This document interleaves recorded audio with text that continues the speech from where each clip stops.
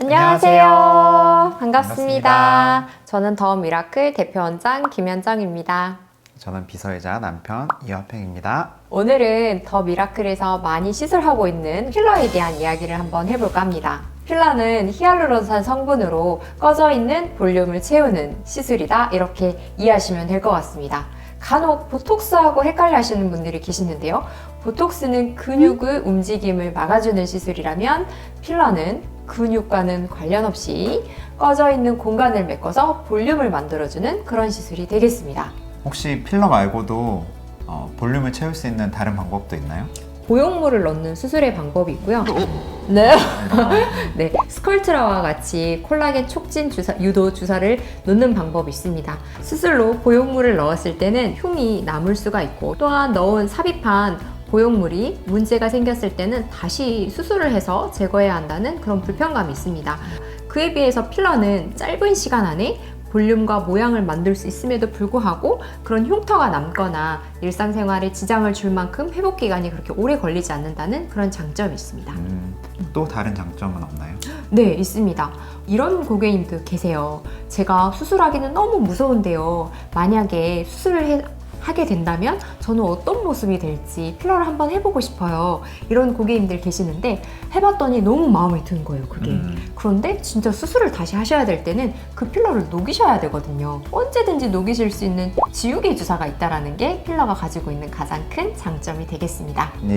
이 시술의 단점은 혹시 뭐가 있을까요? 필러가 아무리 좋은 성분이고 우리가 이제 미용 쪽으로 쓰고 있으나 다른 분야에서도 많이 사용하고 있거든요. 관절을 치료하거나 아니면 우리 눈에 인공 렌즈를 만들 때 널리 쓰이고 있는 것이기는 하나, 외부로부터 유입되는 물질이기 때문에 급성 혹은 지연성 알러지 반응들이 면역력이 떨어졌을 때 생기실 수가 있습니다.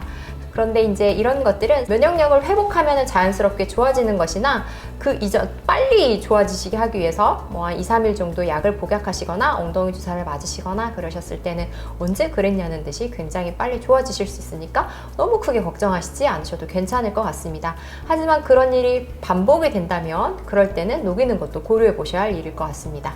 더 큰 부작용이 있지 않나요? 네, 이거는 이제 수술에 비해서는 그래도 간단한 시술이기는 하나, 필러가 우리가 원하는 곳에 주입이 되는 것이 아니라 원치 않게 혈관으로 주입이 됐을 때 생기지 않는 여드름이 생기거나 선을 따라서 붉게 변하거나 이러셨을 때는 반드시 병원으로 연락을 주세요, 이렇게 말씀을 드리거든요.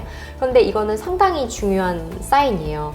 이거는 원치 않게 필러가 혈관이 주입되는 그 공간으로 투입이 돼서 혈관을 막았을 때 생기는 불편한 일들입니다. 그런 일이 생기셨을 때는 시술하셨던 병원으로 빨리 연락을 주셔야 될 것 같습니다.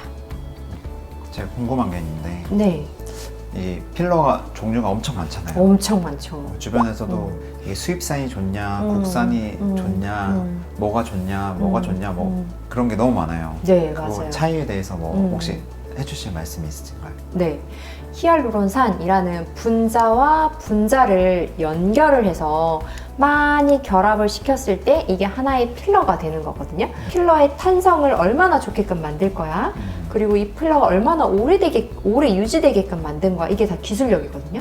그래서 국산 필러보다는 아무래도 수입산이 유지기간이 조금 더 오래 지속돼요. 그리고 1cc 안에 이 히알루론산 분자가 몇 개가 들어가 있는 거야, 이것도 중요한 거죠. 뿐만 아니라 우리가 아까 지연성 알러지 이런 부작용에 대해서도 이야기를 했는데요. 이 필러를 얼마나 순수하게 정제를 하고 만드는 그 기술력에 따라서 알러지를 일으킬 수 있는 물질들을 많이 넣지 않으면 그런 불편한 일들이 생길 가능성이 현저히 낮아집니다.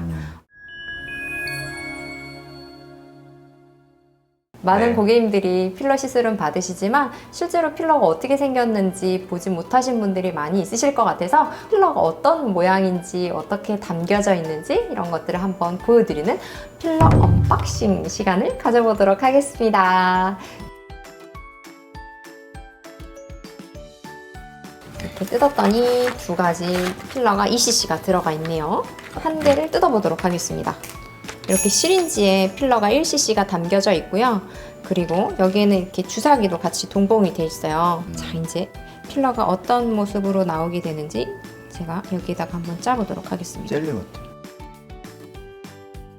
짜잔! 이게 지금은 만져보면 물이 한번 만져보시겠어요? 이렇게 만져보면은 물이에요, 물. 물이거든요. 그런데 이 녀석이 한 1주에서 2주 정도 지나면 젤라틴처럼 그 정도의 굳기로 굳혀집니다. 그래서 필러 시술 하시고 나서는 1, 2주 정도는 크게 힘이 가해지거나 이런 것들은 피하셔야죠. 네, 그렇군요. 필러 시술은 하고 났을 때 다른 데가 된다는 거예요.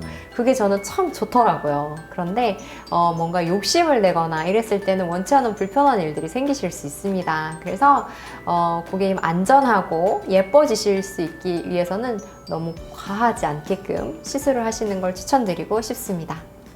구독과 좋아요. 알림 설정!